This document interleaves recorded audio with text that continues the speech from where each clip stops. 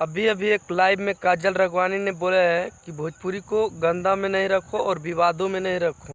भोजपुरी में आगे बढ़ाने के लिए बहुत हम लोग के योगदान है, जैसे कि रानी चटर्जी हो गया, मोनालिसा हो गया और काजल राघवानी हो गया और अमरपाली दुबे हो गया। बल हम लोग बहुत मेहनत कर रहे हैं, आप लोग विवादों में भोजपुरी को नहीं लाई और साफ साफ बोलिए कि खेसारी के बेटी पर विवाद गाना मत गाइए, यानी खेसारी के बेटी यानी मेरा बेटी है, ऐसा करके लाइव में बोला है दोस्तों। तो इस वीडियो को आप लोग ज़्यादा से ज़्यादा शेयर करें ताकि सभी फैंस सुन सके और जान सके।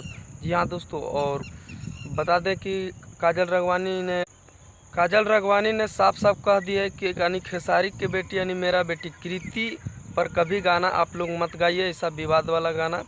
कृति सपनमा में आती है कि कृति से लव हो गया, ऐसा ऐसा गाना बल हम सुनना नहीं चाहते हैं।